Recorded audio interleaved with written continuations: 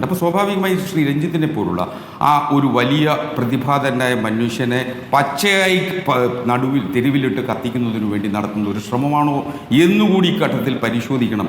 അങ്ങനെ പച്ചയായി തെരുവിലിട്ട് കത്തിക്കാനാണോ CPI ആഗ്രഹിക്കുന്നത്? അങ്ങനെയാണോ CPI ആഗ്രഹിക്കുന്നത്? അങ്ങനെ പച്ചയായി കത്തിക്കണമെന്നാണോ വനിതാ കമ്മീഷൻ പറഞ്ഞത്? വനിതാ കമ്മീഷൻ ഇത് ഈ ഒരു പ്രതികരണം മതി, അത് തെളിവായി എടുത്തുകൊണ്ട് കേസെടുക്കണമെന്നാണ് പറഞ്ഞത്, നടപടി എടുക്കണമെന്നാണ് പറഞ്ഞത്. അപ്പോൾ ഇവർക്കൊക്കെ ഈ തെരുവിൽ പച്ചയായി കത്തിക്കണമെന്ന അഭിപ്രായമാണോ? അല്ല, അങ്ങനെയല്ല. ഞാനിത് പറയുന്നത് സ്വാഭാവികമായും ഇതിൽ കേസെടുക്കുന്നതിനുള്ള നിയമപരമായിട്ടുള്ള സാധ്യതകളുണ്ട്. കേസെടുത്തു കഴിഞ്ഞാൽ ശ്രീ രഞ്ജിത്തിനെ പോലുള്ള ഒരാൾക്ക് ചലച്ചിത്ര അക്കാദമിയുള്ള ഒരു പൊതുസ്ഥാപനത്തിൻ്റെ അധ്യക്ഷ സ്ഥാനത്തിരിക്കുന്നതിന് നിയമപരവും ധാർമ്മികപരവുമായിട്ടുള്ള യാതൊരു ബാധ്യതയില്ല.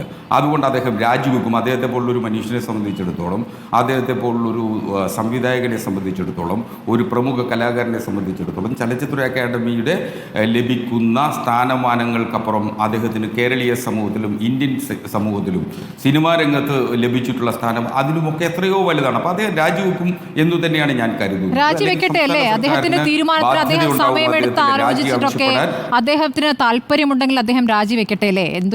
എന്തൊരു ക്ഷമയാണ് ഈ സർക്കാരിന്, എന്തൊരു കരുതലാണ് അല്ലേ? അല്ല, ഈ പ്രഗത്ഭന് വേണ്ടി വെയിറ്റ് ചെയ്യാൻ അങ്ങനല്ല. ഇതിലൊരു കരുതലില്ലെന്ന് നിങ്ങൾ സ്മൃതി, അങ്ങനെ ഒരു കാലതാമസത്തിന്റെ പ്രശ്നമല്ല. അദ്ദേഹം രാജിവെക്കും എന്ന് തന്നെയാണ് ഞാൻ കരുതുന്നത്. അദ്ദേഹം രാജിവെക്കില്ല, അദ്ദേഹത്തെ രാജിവെപ്പിക്കുകയാണ് വേണ്ടതേ. രാജി ആവശ്യപ്പെടാത്തത് എന്തുകൊണ്ട് ശ്രീ ബി എൻ ഹസ്കർ? രാജി ആവശ്യപ്പെടാത്തത് എന്തുകൊണ്ടാണ് ശ്രീ ബി എൻ ഹസ്കർ? ഇതിനൊരു വിശദീകരണം അദ്ദേഹം നൽകി തന്നെ താങ്കളും കേട്ടല്ലോ. ആ വിശദീകരണം കേട്ടപ്പോഴേക്കും മന്ത്രി സജി ചെറിയാൻ അതുകൊണ്ട് തൃപ്തിയായി. അവരവിടെ സിഗരറ്റ് വലിച്ചുകൊണ്ടിരിക്കുകയായിരുന്നു. അപ്പോൾ കൂടെ ഒരു സിഗരറ്റ് ഇദ്ദേഹം ചോദിച്ചെന്ന് പറയുന്നു. അപ്പോൾ സിഗരറ്റ് വലിക്കുന്ന സ്ത്രീ ആയതുകൊണ്ട്, മദ്യപിക്കുന്ന സ്ത്രീ ആയതുകൊണ്ട് ആരെങ്കിലും വിളിച്ചു കഴിഞ്ഞാൽ ഉടനെ അങ്ങ് പോകുമെന്ന് കരുതുകയാണോ എന്ന് അവർ തിരിച്ചു ചോദിക്കുകയാണ്. അതാണ് ഈ പ്രഗത്ഭനെ മനസ്സിലാക്കൽ ഇത്രയും കാലത്തെ സിനിമാ ജീവിതത്തിൽ. അല്ല,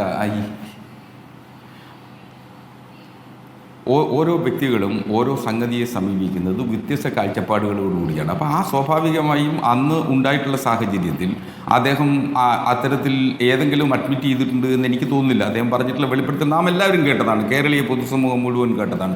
അദ്ദേഹം പറഞ്ഞിട്ടുള്ള വെളിപ്പെടുത്തലുകൾക്കൊപ്പം അദ്ദേഹം പറയുന്നതിൻ്റെ വസ്തുതകളിലേക്ക് കൂടി പരിശോധിക്കപ്പെടുന്നതിന് ആവശ്യമായിട്ടുള്ള സാഹചര്യം കൂടി സൃഷ്ടിക്കപ്പെടണം എന്നുള്ളതാണ് ഒരു പ്രധാനപ്പെട്ട ആവശ്യം.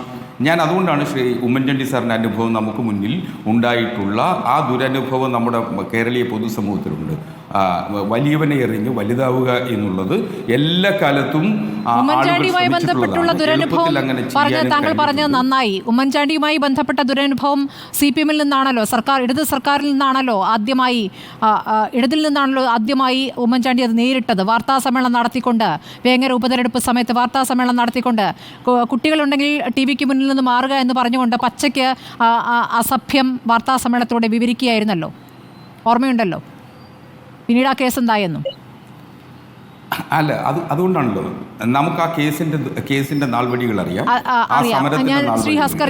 കേസ് ഒടുവിൽ എത്തിച്ചേർന്നപ്പെട്ടിട്ടുള്ള സാഹചര്യം നമുക്കറിയാം. ശരി, നമുക്കറിയാം, സാഹചര്യമൊക്കെ അറിയാം. അതിനുശേഷം എന്ത് സംഭവിച്ചു എന്നും അറിയാലോ. ഈ കേരളം കണ്ടതാണല്ലോ ആ നേതാവിനെ ഏത് രൂപത്തിലാണ് ചെളിവാരി എറിഞ്ഞതെന്ന്.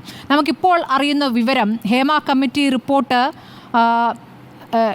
രഞ്ജിത്തിൻ്റെ രാജിക്കാര്യത്തിൽ അന്തിമ തീരുമാനമെടുക്കാൻ അല്പം കൂടി കാത്തിരിക്കേണ്ടി വരും. അതാണിപ്പോൾ CPM-ൻ്റെ തീരുമാനം. കാത്തിരിക്കാം, അദ്ദേഹത്തിന് സമയം കൊടുക്കാം. ഏത് ഘട്ടത്തിലേക്കാണ് കാര്യങ്ങൾ പോകുന്നതെന്ന് നോക്കട്ടെ എന്നാണ് CPM വൃത്തങ്ങൾ പറഞ്ഞത്. അപ്പോൾ ഇനി എന്തൊക്കെ പ്രതിഷേധം വരും, ഇനി വല്ല വെളിപ്പെടുത്തലും വരുന്നുണ്ടോ, അപ്പോൾ നോക്കിയിരിക്കാം. ബംഗാളിൽ നിന്നല്ലേ വന്നിട്ടുള്ളൂ, കേരളത്തിൽ വരുന്നുണ്ടോ നോക്കാം.